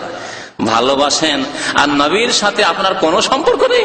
নবী করিম সাল্লাল্লাহু আলাইহি ওয়াসাল্লাম মৃত্যু সজ্জায় আসসালাত করছেন, আর আপনার নামাজের সাথে সম্পর্ক নেই, আর বলবেন ভালোবাসি, মিথ্যু। তো নবী করিম সাল্লাল্লাহু আলাইহি ওয়াসাল্লাম বেশ কিছু লক্ষণ বলেছেন, ছোট লক্ষণ। তার মধ্যে একটি লক্ষণ ইন্না মিন আশরাতিস সাআতি আন ইউরফাল ইলম, হাদিসটা শোনাই। নবী সাল্লাল্লাহু বলছেন যে কিয়ামতের ছোট লক্ষণের একটি লক্ষণ হচ্ছে যে ইলম উঠে যাবে। ইলম উঠে যাবে মানে দিনের ইলম উঠে যাবে পৃথিবী থেকে। বড় বড় আলেমরা ইন্তেকাল করবেন, তারপরে ভালো বড় আলেম জন্মাবে না। একজন আলেম, বড় দক্ষ আলেম মারা গেলে তার বিকল্প যে আরেকজন দক্ষ আলেম খুঁজবেন, পাবেন না। কিয়ামতের লক্ষণ, কিয়ামতের লক্ষণ এটি শুরু হয়ে গেছে আর এখনো চলতে আছে। অনেক আগে থেকে শুরু হয়ে গেছে আর এখনো চলতে আছে। বলুন, ইমাম বুখারী রাহমাতুল্লাহ আলাইহি ইন্তেকালের পরে তার বিকল্প কোন ইমাম জন্ম নিয়েছেন? ইমাম আবু হানিফা, শাফি, মালিক, আহমদ রহমতুল্লাহ আলিম আজমাইন, তাদের ইন্তেকালের পরে তাদের বিকল্প, তাদের মতো, তাদের কাছে আছে আলেম জন্ম নিয়েছেন খুব কম। ধীরে ধীরে কমতে কমতে কমতে কমতে ইমাম ইবনে তাইমিয়া রাহমাতুল্লাহ এর মতো আলেম জন্ম নিয়েছেন। আর এই যুগে আছে, এই যুগের কথা বলছি, 3 জন বিখ্যাত আলেমের কথা বলছি। আল্লামা শেখ ইমাম আব্দুল আজিজ বিন বাজ রাহমাতুল্লাহ আলাইহির কথা বলছি, আর বলছি ইমাম মুহাদ্দিস নাসিরউদ্দিন আলবানীর কথা বলছি, আর ইমাম মুহাম্মদ বিন হুসাইন রাহমাতুল্লাহ আলাইহি আজমাইনের কথা বলছি। 3 জন পৃথিবীর সবচেয়ে বড় আলেম ছিলেন সারা পৃথিবীতে এই যুগে, যাদের ইন্তেকাল গত 5-7 বছরের মধ্যে হয়েছে। 1420-এ প্রায় ইন্তেকাল হয়েছে মোহাম্মদ আব্দুল আজিজ বিন বাজ রাহমাতুল্লাহ আলাইহি, আর তারপরে নাসিরউদ্দিন আলবানী ইন্তেকাল হলো কয়েক বছর আগে, তারপরে শেষে ইন্তেকাল হলো ইবনে উসাইমিন রাহমাতুল্লাহ আলাইহি। এই ওলামায়ে কেরামদের ইন্তেকাল হয়ে যাওয়ার পরে বিকল্প আলেম পাবেন এরকম আছে না? নেই। এটি হচ্ছে কিয়ামতের লক্ষণ। আর ওয়ায়াজহার আল জাহল, অজ্ঞতা বিরাজ করবে, অজ্ঞতা বিরাজ করবে। অজ্ঞ মানুষ কিন্তু মনে করে আমি খুব বুঝি আর খুব জানি। জি। ওয়ায়াফশু যিনা, আর ব্যভিচার ব্যাপক আকার ধারণ করবে। ব্যভিচার আম হয়ে যাবে, ঘরে ঘরে ব্যভিচার ঢুকে যাবে। বেহায়া, বেপর্দা এত বেশি মহিলারা হয়েছে যে অহরহ ব্যভিচার, অহরহ ব্যভিচার। পশ্চিমা সমাজের মতো মুসলিম সমাজ হতে লেগেছে। একদিকে যদি অমুসলিম সমাজকে ধরেন, তাহলে সেই অমুসলিম সমাজের কথা বিনা বাড়াবাড়িতে যদি বলা যায় তো সত্য যে সেসব দেশে বিবাহ শাদীর হারের তুলনায় জেনা ব্যভিচারের বা লিভ টুগেদার, একসাথে বসবাস করো, যার সাথে মন মিলে গেল তার সাথে বসবাস করো, তাদের সংখ্যা বেশি। একথা কেউ অস্বীকার করতে পারবে। ইউরোপ আমেরিকার সমাজ, আর থাইল্যান্ড, আর আপনার ফিলিপাইনের সমাজ, আর জাপান আর চাইনার সমাজ, আর আপনার কি বলে নেপালের সমাজ, এইসব সমাজের অবস্থা এই সারা পৃথিবীর মোটামুটি আপনাকে ইঙ্গিত করলাম। মুসলিম সমাজও প্রচার মাধ্যমগুলি এমন ভাবে তাদের বিষগুলি ঘরে ঘরে মুসলিম সমাজে ঢুকিয়ে দিচ্ছে ইন্টারনেটের মাধ্যমে আর ওই টিভির মাধ্যমে, ডিশের মাধ্যমে, যে মুসলিমরা ওই চরিত্র নিয়েছে। 40 বছর 50 বছর হয়ে গেছে, যৌবন সব চলে গেল, বিয়ে শাদীর প্রয়োজনই নেই। তাহলে কি কি অবস্থা, কি অবস্থায় তার কাটছে। জি, জেনা এত ব্যাপক আকার ধারণ করেছে, কিয়ামতের লক্ষণ। ওয়ায়ুশরাবুল খামর, আর মদ পান করা হবে খুব বেশি। আজকে পশ্চিমা দেশগুলিতে আর পশ্চিমা দেশের পিছনে পিছনে যারা চলেছে তাদের কথা বলছি, যে তাদের দেশে পানির চাইতে মদের ব্যবহার বেশি হয়, হোটেলে পানির চাইতে বেশি মদ বিক্রি হয়। জি। আর মুসলিম দেশের কথা বলছি, মুসলিম দেশে জি এক শ্রেণীর যারা নেতৃত্ব, বড় নেতৃত্বে পৌঁছে গেছে, তাদের টেবিলে খাবার দাবারের সাথে, পানাহারের সাথে মদ থাকতেই হবে। এ কথা বড় যোগ্য ব্যক্তিরা আমাকে বলেছেন, যারা তাদের সাথে উঠা বসা করে তারা বলেছেন। জি, হয়তো পৃথিবীতে দু একটি দেশ, সৌদি আরবের মতো দেশ, এই দেশে একটু কম আছে যারাও করছে লুকিয়ে লুকিয়ে, খুব আল খালিজের মধ্যে লুকিয়ে লুকিয়ে চোরের মতো, ওই আপনার ডাস্টবিনের মধ্যে আপনার মদ রেখে ইত্যাদি ইত্যাদি। কিন্তু বাকি দেশগুলিতে খোলা খোলা। জি, যারা মদ পান করে তারাই মাথা উঠিয়ে। জি, আর যারা বলে যে মদ হারাম, তাই সাবধান, হারাম ফতোয়া দেওয়ার তোমার অধিকার কি? তুমি সন্ত্রাসী, তুমি সন্ত্রাসী। জি, তো কিয়ামতের লক্ষণ এটি। ওয়াকিল্লুর রিজাল, আর পুরুষদের সংখ্যা কমে যাবে। দেখছেন আজকাল পৃথিবীতে পুরুষদের সংখ্যা কমে যাবে। প্রত্যেক বাড়ির, যদি প্রত্যেক গ্রামের হিসাব নিকাশ করেন, দেখবেন মেয়েদের সংখ্যা বেশি। এতগুলি যুবতী আমাদের গ্রামে রয়েছে, বিয়ে শাদী হচ্ছে না। আর ছেলের সংখ্যা কম তুলনায়, মেয়েদের তুলনায় ছেলের সংখ্যা পাওয়া যাচ্ছে না। জি, ওয়াকসুরুন নিসা, মহিলাদের সংখ্যা বেশি হয়ে যাবে। হাত্তা ইয়াকুন আলী খামসিনা ইমরাআতান আল কাইয়্যিমুল ওয়াহিদ। এমন এক সময় আসবে, এটি হয়তো আসেনি, এমন এক সময় আসবে যেই দিন কোন এক পরিবারে, কোন এক বংশে 50টি মহিলা বা 50 জন মহিলার দেখাশোনা করতে হবে মাত্র একজন পুরুষকে। 50 জন মহিলা, তাদের কেনাকাটা বাজার করার কেউ নেই, তাদের দেখাশোনা করার অভিভাবক হিসাবে কোনো পুরুষ নেই, সব মহিলার মহিলা, গোটা বংশে মহিলার মহিলা, আর তাদের গোটা বংশে একজন পুরুষ আছে। পুরুষকে দিয়ে যদি কোনো কাজ করে তো ওই একটি পুরুষ আছে মাত্র, ব্যাস। এমন অবস্থা হবে। নবী করিম সাল্লাল্লাহু আলাইহি ওয়াসাল্লাম কিয়ামতের লক্ষণ সম্পর্কে আলো বলেছেন, লা তাকুমুস সাআতু হাত্তা তাকতাতিলা ফিআতান আযীমাতান তাকুনু বাইনাহা মাকতালা আযীমা। অতদিন পর্যন্ত কিয়ামত কায়েম হবে না যতদিন পর্যন্ত দুইটি বড় দল আপোষে যুদ্ধে লিপ্ত না হবে। দুইটি বড় দল আপোষে যুদ্ধে লিপ্ত না হবে। হয়তো বিশ্বযুদ্ধের দিকে ইশারা করা হয়েছে, তাও হতে পারে। অথবা মুসলিমদের মধ্যে দুইটি বড় দল হবে, তারা আপোষে যুদ্ধ করবে, লড়াই করবে, মুসলিমের সাথে লড়াই করবে। এইদিকে বিরাট একটি দল মুসলিমদের, ওইদিকে আর একটি বিরাট দল মুসলিমদের, আর মুসলিমদের আপোষের দ্বন্দ্ব, আপোষের লড়াই, যুদ্ধ, তাও হতে পারে। দাওয়াতুহুম ওয়াহিদ, তাদের দাবি হচ্ছে এক, তাদের দাবি এক। আমরা সত্য প্রতিষ্ঠা করতে চাই, আমরা ন্যায় প্রতিষ্ঠা করতে চাই, আমরা পৃথিবীতে শান্তি চাই। ওরা বলছে আমরা পৃথিবীতে শান্তি চাই। জি,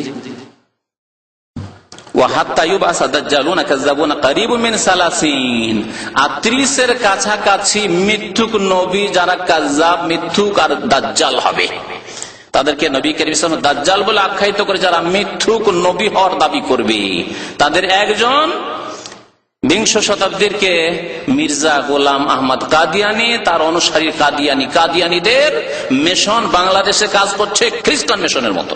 জি, আর খ্রিস্টান মিশন তো অনেক জায়গায় সাকসেসফুল হতে পারছে না, কারণ মুসলমান তো ধরে নিচ্ছে যে আমাকে খ্রিস্টান বানাতে চাই। বাবা, মুসলমানের বাচ্চা আমি তো গরুর গোশত খাওয়া লোক, নামাজ টামাজ না পড়লেও কমপক্ষে মুসলমান হয়ে বাঁচতে হবে, এটুকু জানে। কিন্তু কাদিয়ানি তার বলে না যে আমরা তো খ্রিস্টান, আমরা কাফের কথা বলে না, আমরা হচ্ছে আহমদি। আমরা কি আহমদি? আমরা, তোমরা ওই হানাফি হয়ে আছো, শাফি হয়ে আছো, মালিকি হয়ে আছো, হাম্বলি হয়ে আছো, ওসব থাকার দরকার কি? আহমদি হও। আর অনেক জাহেল মূর্খ মরছে আহমদি মানে মোহাম্মদ সাল্লাল্লাহু আলাইহি ওয়াসাল্লামের একটি নাম আহমদ ছিল, হয়তো ওই আহমদি না। কিন্তু এরা মির্জা গোলাম আহমদ কাদিয়ানি, যে মিথ্যুক নবী দাজ্জাল, যার সম্পর্কে নবী কারীম সাল্লাল্লাহু আলাইহি ওয়াসাল্লাম ভবিষ্যৎবাণী করেছে, তার উম্মত যে, এই কথা অনেকে জানে না। আর এরা চাষিদেরকে স্বীকার করে না, কাদিয়ানি বানায় না। অশিক্ষিত ক্লিনারদেরকে কাদিয়ানি বানায় না, মূর্খদেরকে কাদিয়ানি বানায় না, কাদিয়ানি বানায় বড় বড় শিক্ষিতদেরকে, মন্ত্রীকে, জি, বড় বড় নেতাকে, এমপি কে, হেডমাস্টারকে, কলেজ ইউনিভার্সিটির প্রফেসর লেকচারারকে। জি, আমি জানি রাজশাহীর একজন হেডমাস্টার, হাই স্কুল উচ্চ মাধ্যমিকের হেডমাস্টার, সে কাদিয়ানি হয়েছে। তার ছেলেদের সাথে আমার সাক্ষাৎ, ছেলেরা কথা বলতে বলতে কেঁদে ফেললো। জি, কারণ একজন শিক্ষিত লোককে যদি তারা কাদিয়ানি বানিয়ে দিতে পারে, তার মাধ্যমে শত শত ছাত্র তার হয়তো কাদিয়ানি হয়ে যাবে। কিন্তু একজন অশিক্ষিত লোককে পয়সা দিয়ে লাভ কি? পয়সা দিয়ে তারা খরিদ করে এই শিক্ষিত লোকদেরকে। তো কিয়ামত পর্যন্ত নবী সাল্লাল্লাহু আলাইহি ওয়াসাল্লামের পরে 30 জনের কাছাকাছি মিথ্যুক নবী হবে। নবী সাল্লাল্লাহু আলাইহি ওয়াসাল্লামের কাছাকাছি জামানায় বা তার জামানাতে 3 জন নবী এরকম মিথ্যুক বেরিয়েছিল। মুসাইলামা কাযযাব, আসওয়াদ আনাসি, আর একজন মহিলা নবী হওয়ার দাবি করেছিল সাজাহা নামক। পরে সে তওবা করে মুসলমান হয়েছিল। যাই হোক, কুল্লুহুম ইয়াজামু আন্নাহু রাসূলুল্লাহ, প্রত্যেকে দাবি করবে যে সে আল্লাহর রাসূল। মির্জা গোলাম আহমদ কাদিয়ানী তাই বলতো যে আমি আল্লাহর রাসূল। ওয়া হাত্তা ইউখওয়াজাল ইলমু ওয়া তাকসুরুজ জালাজিল, আর ভূমিকম্প খুব বেশি হবে, ভূমিকম্প খুব বেশি হবে। ওয়া ইয়াতাকারাবুজ জামানু, সময় দ্রুত বেগে চলে যাবে। ভূমিকম্প আজকাল দেখছেন, যারা খোঁজ খবর রাখেন পৃথিবীতে প্রায় ভূমিকম্প লেগে আছে, ভূমিকম্প লেগে আছে। আর সময় খুব তাড়াতাড়ি শেষ হয়ে যাবে, সেটা আমি নিজে উপলব্ধি করছি, জানি না আপনারা মনে করছেন কিনা। এত তাড়াতাড়ি সময় শেষ হয়ে যাচ্ছে, এই মনে হলো যে আজকে ছুটির দিন শুক্রবার হইল, আবার তাড়াতাড়ি আবার শুক্রবার চলে এসছে। এই মনে করছি এই সপ্তাহে কাজগুলি সারবো, কিছুই করতে পারলাম না, তাতে আবার শেষ সপ্তাহ শেষ, কিছুই করতে পারলাম না। সময় এত দ্রুত বেগে চলে যাবে যে কি করলাম না করলাম, সারাদিন পার হয়ে গেল, সপ্তাহ পার হয়ে গেল, মাস পার হয়ে গেল, বছর শেষ হয়ে গেল, আরে 1428 শেষ, 2007 সাল শেষ, কি করলাম এ বছরে। নবী করিম সাল্লাল্লাহু আলাইহি ওয়াসাল্লাম ভবিষ্যৎবাণী বলে কিয়ামতের লক্ষণ। ওয়া তাজহারুল ফিতান, ফিতান বিপর্যয় সৃষ্টি হবে, ফিতনা। আপনি বাইরে বাজারে বেরোলে ফিতনায় পড়ে যাবেন, বিভিন্ন রকম ফিতনা, নারীর ফিতনা, ব্লু ফিল্মের ফিতনা, সিডির ফিতনা, আর গান বাজনার ফিতনা, আর কিছু লম্পটদের যুবকদের ফিতনা, কত রকম ফিতনা। আপনার ছেলেকে যদি বাজারে ছেড়ে দেন, রাস্তাঘাটে অন্যান্য ছেলেদের সাথে খেলাধুলার জন্য ছেড়ে দেন, স্পোর্টসের জন্য যেখানে সেখানে যাচ্ছে, যখন তখন যাচ্ছে, যদি ছেড়ে দেন, আপনার ছেলে নিরাপদ ফিরে আসবে না, এমন ফিতনা। ভালোই আর আপনার ছেলে ফিরে আসবে না। ওয়াকসুরুল হারাজ, আর খুন খুব বেশি হবে, কিয়ামতের লক্ষণ, খুন খুব বেশি হবে। পত্র পত্রিকা খুলেন বাংলাদেশের প্রত্যেক দিন, আর প্রত্যেক কত লোক খুন হচ্ছে। ওয়াকসুরুল হারাজ ওয়াল কাতল ওয়া হাত্তা ইয়াকসুরু ফিকুমুল মাল, ধন সম্পদ এত বেশি হবে মানুষের হাতে, যেটা এই প্রায় 10-20 বছর থেকে বেশি উপলব্ধি করছি আমরা। একটা যুগ এমন ছিল যে একটি জামাই, একটি পাঞ্জাবিতে, আমার যখন আমি দাওরা হাদিসে পড়ি তখন মাত্র 2টি পাঞ্জাবি আমার কাছে, আর তার 2 বছর আগ পর্যন্ত মাত্র একটি পাঞ্জাবিতে চলতাম। এমন নয় যে পয়সার অভাব শুধু আমার ছিল আর অন্যরা 10টা করে পাঞ্জাবি রাখতো না। পয়সাওয়ালা যাদেরকে গৃহস্থ মনে করতাম, ভালো ছেলে যারা সচ্ছল ভালো খায়, তাদেরও দেখতাম 2টো করে পাঞ্জাবি, কারো 5টা পাঞ্জাবি দেখিনি। জি, আর ঘরে টেলিফোন থাকা আর মোবাইল থাকা, এগুলো তো দেখতে পাচ্ছে না, ঘরে ঘরে যে সব জিনিস রয়েছে, আর যে দিনে প্রতিদিন কত টাকা একজন মানুষের খরচ হচ্ছে, যা কিছু ছিল না। একটা চিঠি পাঠিয়ে দিলেন, সপ্তাহ 2 সপ্তাহ, মাস 2 মাস চলে গেল, ব্যাস আপনার স্ত্রী চিঠি পেয়ে গেল, আপনি একটা চিঠি পেয়ে গেল, হয়ে গেল। আর আজকাল জিজ্ঞাসা করেন যুবকদেরকে যারা নতুন বিয়ে শাদী করে এসছে, আমার কয়েক ভাই বলেছে, একজনের খবর তো শুনলাম, এখানে এক ভাই আছেন যিনি সংবাদ দিয়েছেন যে তার মাসে 2000 রিয়াল টেলিফোন বিল আসে, শুধু স্ত্রীকে টেলিফোন করাই। আর কয়েকজনের কথা, প্রায় 10 জনের মতো লোক হবে যাদেরকে জানে যে মাসে তাদের 500 রিয়াল করে বিল হয় শুধু স্ত্রীকে টেলিফোন করাটা। তাহলে কত পয়সা মানুষের হাতে হয়েছে। এটা চিঠি পাঠাবার পয়সা হতো না কিছুদিন আগে, আর এখন কত পয়সা মানুষের কাছে হয়েছে। কিয়ামতের লক্ষণ, এত বেশি ধন সম্পদ হবে, যারা নেক মানুষ, ভালো মানুষ, যারা জাকাত দেয়, তারা জাকাত দেওয়ার জন্য খুঁজবে যে কাকে জাকাত দেবো, কাকে জাকাত দেবো, খুঁজেই পাবে না। মার্কেটে যাবে যে কোনো গরিব মানুষ দিই, গরিব মানুষই পাবে না। আচ্ছা, এটা হয়ে গেছে না হবে? হ্যাঁ, কেউ বলেছেন হয়েছে, কেউ বলছেন হবে। হয়েছে, একটা যুগ ছিল বাদশাহ খলিফা উমর বিন আব্দুল আজিজ রাহমাতুল্লাহ আলাইহির যুগে এত অঢেল ধন সম্পদ হয়েছিল মুসলিমদের কাছে, বানু উমাইয়া আমলে, যে তখন লোকেরা খুঁজতো যে গরিব মানুষ পেলে জাকাত দেব, কেউ জাকাতে নিতে চাইতো না। জাকাতে না বলছে, না না না, আমাকে জাকাত দেবে, আমার কাছে ধন সম্পদ, অঢেল ধন সম্পদ, তোমার জাকাত কেন নেব। হয়েছে এটা একটা। আর আগেই বলেছি যে কোন একটি লক্ষণ একবার চলে আসার মানে এই না যে আর আসবে না। আর এখনো ধন সম্পদের প্রাচুর্যতা এত বেশি মানুষের হাতে যে এমন একটা যুগ হয়তো আসবে। কুয়েতের কথা কিছুদিন আগে, গালফার আগে শুনেছিলাম, যেসব ভাইরা, কিছু আলেম ওলামারা যারা কুয়েত যেতেন, তারা বলতেন যে কুয়েতে গিয়ে গরিব মানুষ খুঁজে পাওয়া মুশকিল জাকাত দেওয়ার জন্য। ওদেরকে বিদেশে জাকাত পাঠাইতেই হবে, বিদেশে সাদকা করতেই হবে, জাকাত নেওয়ার মতো লোক নেই। আল্লাহু আকবার। এই 10-15 বছর আগের কথা বলছি।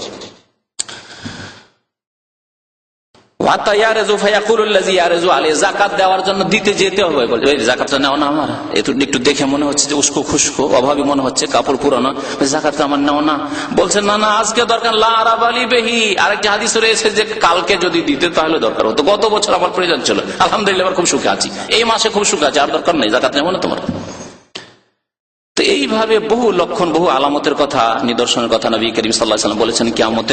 কিয়ামত হবে এবং কিয়ামতের এগুলি লক্ষণ রয়েছে। আল্লাহ পাক রব্বুল আলামিন যেন আমাদেরকে কিয়ামতের দিবসের জন্য প্রস্তুতি নেওয়ার তৌফিক দান করেন। আল্লাহ যেন আমাদেরকে 5 ওয়াক্ত নামাজ কায়েম করার তৌফিক দান করেন। আল্লাহ আমাদের অতীতের ভুল ত্রুটি গুনাহ খাতা যেন মাফ করে দেন, আমাদেরকে নেক আমলের তৌফিক দান করেন, শিরক বিদআত থেকে, অন্যায়ের কাজ থেকে, জুলম অত্যাচার থেকে আমাদেরকে বেঁচে থাকার জন্য তৌফিক দান করেন। আমিন। ওয়া সাল্লাল্লাহু আলা নবিয়িনা মুহাম্মদ ওয়া আলা আলিহি ওয়া সাহবিহি আজমাইন। এক ভাই লিখেছেন, আমার একজন নিকট আত্মীয় অসুস্থ আছে বাংলাদেশে, তার জন্য দোয়ার দরখাস্ত। জি, আল্লাহ পাক রব্বুল আলামিন যেন আমাদের সবাইকে সুস্থতা দান করেন। বিশেষ করে আমাদের এই ভাই যে দরখাস্ত করেন, যে ভাইয়ের জন্য, তার জন্য দোয়া করেন বা তার আত্মীয়ের জন্য দোয়া করেন। আল্লাহ যেন তাকে সুস্থতা দান করেন, তাকে যেন শেফা আরোগ্যতা দান করেন, তার অসুস্থতা যেন দূর করে দেন। আল্লাহ পাক রব্বুল আলামিন সবাইকে যেন আমাদের দুনিয়াতে আখিরাতে সুখী করেন, নেক আমলে যেন তৌফিক দান করেন।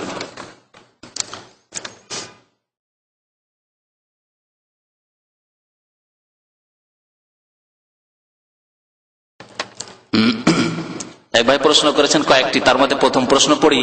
বলছে, একামতের দিনের কাজ করা প্রত্যেক মুসলমানের জন্য ফরজ কিনা? যদি ফরজ হয় তাহলে নামাজ রোজা যেরকম ফরজ সেই রকম ফরজ কিনা? এখন আমি প্রশ্ন করি, নামাজ পড়া একামতের দিন কিনা? বলেন, আপনাদের প্রশ্ন করি। একামতের দিন মানে কি? দিন মানে কি? দিন মানে ইসলাম না? ইন্নাদ-দীনা ইনদাল্লাহিল ইসলাম। তাহলে দিন মানে কি? ইসলাম। আর একামত মানে প্রতিষ্ঠা করা। তাহলে নামাজ কায়েম করা ইসলাম প্রতিষ্ঠা করা কিনা বলেন? ভালো করে বুঝেন এবং বুঝে উত্তর দেন। হ্যাঁ, নামাজ কায়েম করছে একজন, সে দিন প্রতিষ্ঠা করলো না করলো না? সে একামতের, এই ভাষায়, এই রাজনৈতিক ভাষায় বলি, পলিটিক্যাল ভাষায়, মানে যারা ইসলামের নামে যারা রাজনীতি করছে তাদের ভাষায় বলি, তারা একামতের দিন করলো না করলো না যারা 5 ওয়াক্ত নামাজ পড়ে? জি। রমজান মাস আসলে মাশাআল্লাহ আপনি সুন্দর করে নিজে রোজা রাখলেন, স্ত্রী রোজা রাখলেন, ছেলে মেয়েদেরকে রোজা রাখালেন, আপনি দিন প্রতিষ্ঠা করলেন না করলেন না? পয়সা হয়েছে জাকাতের, প্রত্যেক বছর মাশাআল্লাহ খুব সুন্দর করে জাকাত দিয়েছেন, আপনি দিন প্রতিষ্ঠা করলেন না করলেন না? পয়সা হয়েছে, প্রথমবারে গিয়ে আগে ভাগে গিয়ে হজ করে ফরজ আদায় করে দিলেন আপনি, নিজের পরিবারের ইত্যাদি, আপনি দিন কায়েম করলেন না করলেন না? তাহলে কি অপব্যাখ্যা যে একামতের দিন মানে গদি দখল করা, একামতের দিন মানে পার্লামেন্টে পৌঁছা, একামতের দিন মানে পার্লামেন্টের এমপি হওয়া, মিনিস্ট্রি পাওয়া। এ কোন অপব্যাখ্যা? যে অপব্যাখ্যা ইসলামের 1400 বছরের ইতিহাসে কোন মুফাসসির লিখেনি, কোন আইম্মায়ে কেরাম লিখেনি, না ইমাম আবু হানিফা, না শাফি, না মালিক, না আহমদ। শরীয়তের মগজ থেকে একামতের দিন মানে গদি দখল করা, একামতের দিন মানে রাষ্ট্রীয় ক্ষমতা দখল করা। জি, শরীয়তের। তবে ইসলামের সেটা একটা অংশ, আর সেটা নামাজ। আল্লাহ নবী সাল্লাল্লাহু আলাইহি সাল্লাম ইসলামের পিলার 5টি বলেছেন, 6 নম্বর পিলার গদি দখল করা বলেননি। বলেছেন কি? ইমানের পিলার 6টি বলেছেন, যে 6টি জিনিস বিশ্বাস করতে হবে। তার মধ্যে এই নেই যে তোমাদেরকে মন্ত্রিত্ব পেতে হবে, নেতৃত্ব পেতে হবে, গদিতে যেতে হবে। তবে আল্লাহ বলেছেন, আল্লাহ যে তোমাকে এই নিয়ামত দেয়, যেমন মোগলদেরকে দিয়েছিল, হ্যাঁ, যেমন ওমাইয়াদেরকে দিয়েছিল, আব্বাসীদেরকে দিয়েছিল, যেমন খোলাফায়ে রাশিদিনদেরকে আল্লাহ পাক দিয়েছিলেন, তেমনই যদি তোমাকে আল্লাহ পাক রব্বুল নেতৃত্ব দেন, তাহলে আল্লাযীনা ইন মাক্কান্নাহুম ফিল আরদি আকামুস সালাতা ওয়া আতাউয যাকাতা ওয়া আমারু বিল মারুফ ওয়া নাহাউ আনিল মুনকার ওয়া লিল্লাহি আকিবাতুল উমুর। তোমাকে আল্লাহ যদি শক্তিশালী করেন আর তোমাকে খেলাফতে বসিয়ে দেন, সে আলেম হন আর জালেম হন আর যেই কেউ হন, তাহলে আপনি মুসলিম হিসেবে আপনার দায়িত্ব হচ্ছে যে নামাজ কায়েম করবেন, কায়েম করাবেন, আতাউয যাকাত, যাকাত দেবেন, যাকাত দেওয়াবেন, যাকাত লোকের কাছ থেকে গ্রহণ করবেন, ওয়া আমারু বিল মারুফ, ভালো কাজ নিজে করবেন, ভালো কাজের আদেশ দেবেন, ওয়া নাহাউ আনিল মুনকার, আর অন্যায় কাজে বাধা দেবেন। আপনি ভালোকে শক্তিশালী করবেন আর অন্যায়কে নির্মূল করবেন, এই হচ্ছে আপনার কাজ। কিন্তু জবরদস্তি করে গদি দখল করতে হবে, আর এর নাম হচ্ছে অপব্যাখ্যা একামতের দিন, ভুল ব্যাখ্যা ইসলামের। জি, এক যুগে ছিল মওদুদী সাহেব, নাম ধরিয়ে বলি, মওদুদী সাহেব রহমতুল্লাহ আলাইহি, আল্লাহ মাফ করে দেন এবং আল্লাহ জান্নাতবাসী করেন। মওদুদী সাহেব প্রথম হুকুমতে ইলাহিয়া বলেছিলেন, এই টার্মটি ব্যবহার করেছিলেন তার কিতাবে। বহু কিতাব আমি পড়েছি, রাসাইল মাসাইল পড়েছি, তাফহিমাত পড়েছি, তানকিহাত পড়েছি, ইসলামের যে জেহাদের উপরে যে বই লিখেছেন তা পড়েছি, কুতুব তাজদীদ ও ইহয়া দ্বীন পড়েছি, বহু কিতাব পড়েছি মওদুদীর। কিন্তু মওদুদী পন্থী হয়নি, মানে অন্ধভাবে কারো পন্থী হয়নি। অন্ধভাবে মানে আল্লাহ এবং রসুলের কথা মনে রাখবেন, আর ওইভাবে আপনাকে বলছে যে অন্ধভাবে কারো কথা না মেনে আল্লাহ এবং রসুলের কথা মানেন।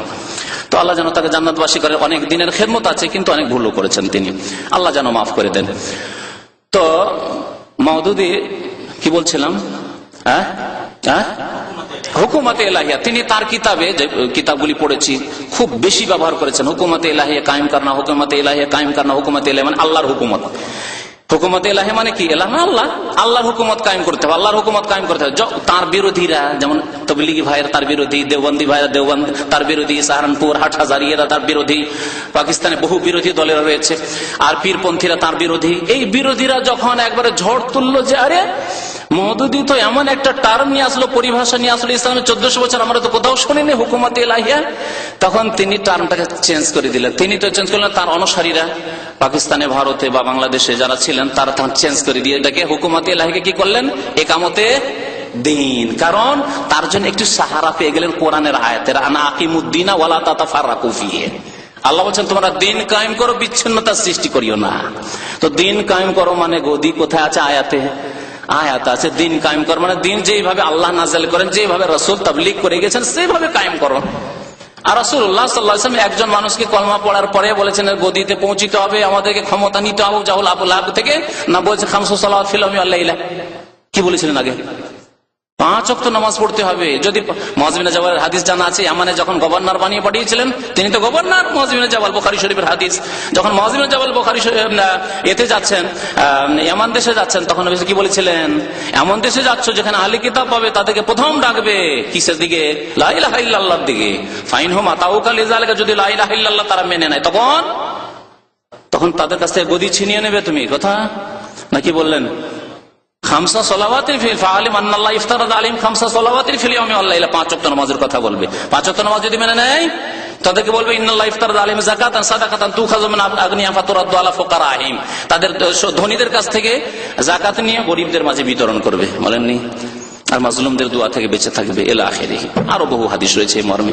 তাহলে বোঝা হলো দিন কায়েম করা মানে পূর্ণাঙ্গ দিন কায়েম করা। আর যেই দিনের যেইটুকু অংশ আপনার ব্যক্তি জীবনের সাথে সম্পর্কিত, ভালো করে আজকে শুনে নেন। আর মগজ থেকে একামতের দিন মানে গদি দখল করা আর পার্লামেন্টে যাওয়া, যারা নেতৃত্ব আছে তাদেরকে তাড়িয়ে দিয়ে আমরা ঢুকবো, এসব কথাবার্তা বাদ দিয়ে দেন। কথা যেটা শোনার সেটা শুনেন। সেটা হচ্ছে এই যে আপনার ব্যক্তি জীবনের যে সব দিনের কাজ রয়েছে সেই ক্ষেত্রে আপনাকে পালন করতেই হবে। কারণ আপনার এক্ষেত্রে বাধা নেই। নামাজ আপনাকে পড়তে হবে, কেউ বাধা দিতে পারবে? মসজিদে যেতে দেবেন না, আপনি বাড়িতে নামাজ পড়বেন।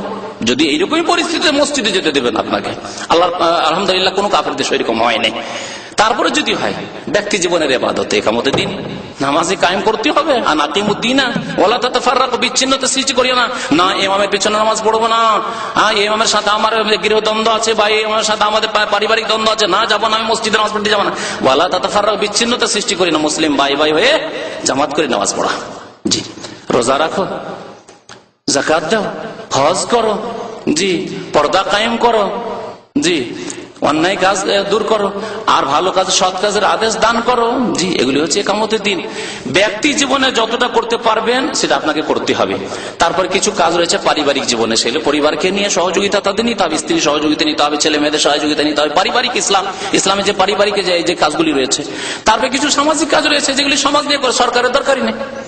আপনার নিজের গ্রামে ইসলামের কিছু কাজ করে, খেদমতের কাজ করে, সরকারের প্রয়োজন নেই। মসজিদ তৈরি করবেন, গ্রামে একটি মাদ্রাসা তৈরি করবেন, প্রাইভেট মাদ্রাসা, সরকার 1 পয়সাও নেব না।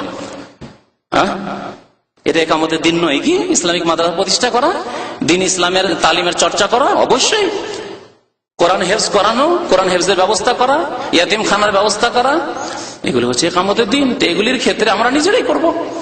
তারপরে যখন আল্লাহ পাক আরো শক্তি দিয়েছেন আর আমরা আলহামদুলিল্লাহ শক্তিশালী হয়েছি, তাহলে তখন আমরা যখন নেতৃত্বে যাব তখন আমাদের ফরজ হবে যে হ্যাঁ, এখন আদালতে এখন কি করতে হবে? ইসলামিক আইনের বাস্তবায়ন করতে হবে। তখন সেখানে দিনের ওই বিধানগুলি কায়েম করে, যেই বিধানগুলি আদালতের সাথে সম্পর্কিত, যেই বিধানগুলি আপনার ফয়সালা কাজার সাথে, ফয়সালার সাথে, বিচারের সাথে সম্পর্কিত, চোরের হাত কাটার সাথে সম্পর্ক, গলা কাটা, খুন করেছে খুনি গলা কাটতে হবে, জি, ডাকাতের শাস্তি দিতে হবে ইত্যাদি, জেনা করেছে তার শাস্তি সংসার করতে হবে। এগুলি কখন নেব? যখন এগুলি ক্ষমতা হবে। আর যখন ক্ষমতা হয়নি, আল্লাহ কিয়ামত পর্যন্ত কোন বাংলাদেশের আলেমকে জিজ্ঞাসা করবে না যে তোমরা চোরের কেন হাত কাটোনি। শুনে রাখুন, তাহলে কি তারা ইকামত দিয়ে করেননি? এমনকি মওদুদি রহমতুল্লাহ আলাইহি তিনি ইসলামী রাষ্ট্র কায়েম করতে পারেননি, তিনি ক্ষমতা পাননি। ক্ষমতা কার হাতে ছিল? জিন্নার হাতে ছিল, আইয়ুব খাঁর হাতে ছিল, আরো কার কার হাতে ছিল? ভুট্টোর হাতে ছিল, যারা ফাসেক জালেম তাদের হাতে ছিল। সৎ মানুষের হাতে নেতৃত্ব পাকিস্তানের আসেনি, না ৭১ আগে না ৭১ পরে। তাহলে তিনি তো একামতের দিন করতে পারলেন না। যদি একামতের দিনের সেই রাজনৈতিক ব্যাখ্যা নেওয়া হয় তো তিনি তো গতি পাননি, তাহলে মওদুদী সাহেব নিজেও একামতের দিন করতে পারেননি।